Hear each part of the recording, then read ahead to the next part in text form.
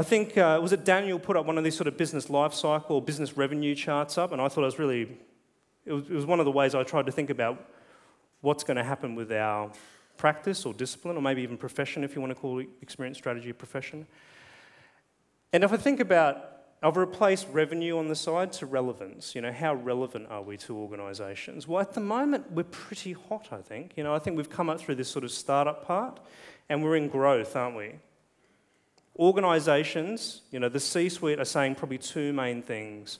They're saying, digital's disrupting my business, so I need to get on top of it, or my customers are moving quicker than I am, and I need to catch up with them. Yeah?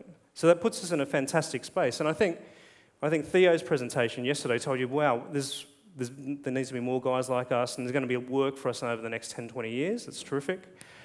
So we've got a way to go till we get to this maturity point. But it does make me think when I look at this, in 20 years' time, if we're going to be really relevant, if experience strategy or whatever we want to call it exists in a way that we recognise it, then we might have to think about actually where we take the discipline and the practice. I can only really speak for myself, so I thought I'd just share with you what I think is going to happen for me, and you might recognise some of this as well.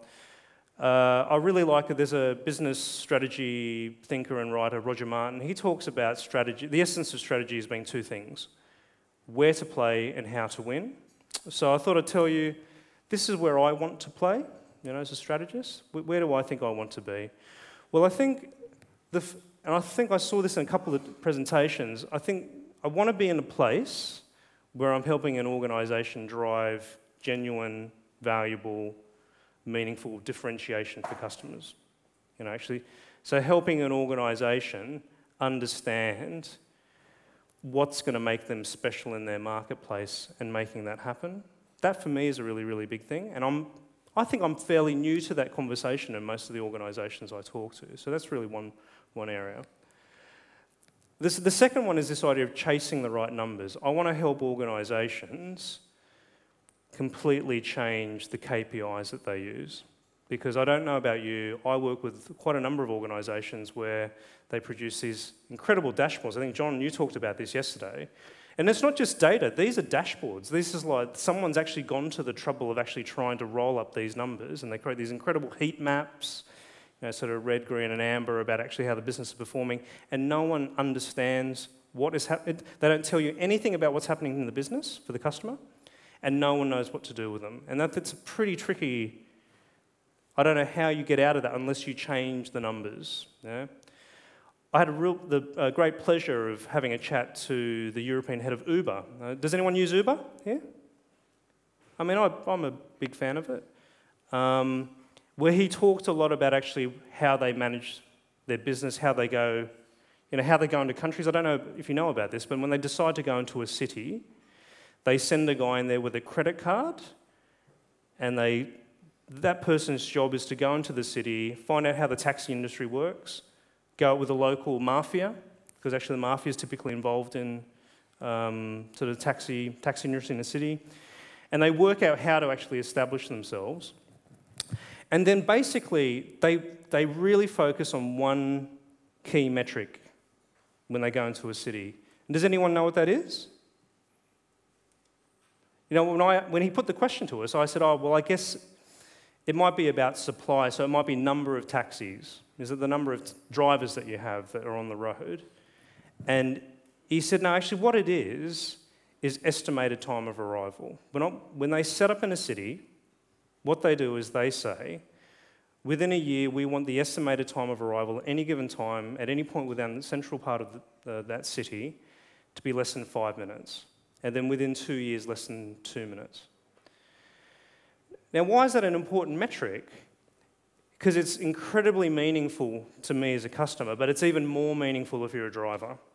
If you talk to any Uber drivers, why do they like Uber? Well, they don't necessarily like a bit around the pricing, because they're quite aggressive around the money that they pay their drivers.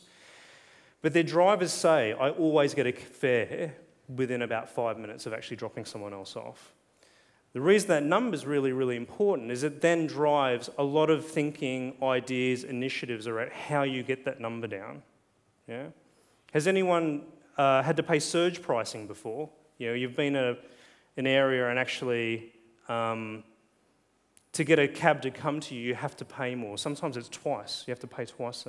And there's been a lot of controversy about it, because in Australia there was a shooting. It wasn't quite a massacre, but there was a shooting, and no taxis wanted to go there, and so they surge priced the area. So if you wanted to get a taxi there, you had to pay more. These people are gouging, and actually, the way he explained it was, surge pricing exists to get supply to demand. It's to reduce estimated time of arrival. If you go to the app, what's in the middle of the app? Right in the centre of the screen, estimated time of arrival. So I think it's a really, really interesting idea when you think about what number is going to really push us to create a better service for our customers, but also be a really fantastic indicator of our business performance. The next thing, I guess the space that I'd like to be with organisations, and I don't exactly know what I'm going to do here, but is help create better organisational instincts. I've been working in experience strategy and planning for the last 5 years. 2 months ago, I got my first brief where the brief said, this is a cultural change, and what we're really trying to do is establish new instincts. We want our people to instinctively make better decisions. That's a pretty big thing. That's a pretty different brief to come in and give us a vision for what we're going to do. And I think it's really, really interesting, a really interesting idea here, because I think it leads on to the idea that a lot of the speakers have talked about this, is actually, I think some of us are going to have to get involved in this idea of leading cultural change, because actually no matter how good our ideas are, they're not going to really survive or thrive in organisations unless they match up with the organisation's culture and the way that they work and the way they think about things. And so I think that puts when I think about where I'm going to be in 10 years' time, it puts me in a pretty different place. I might not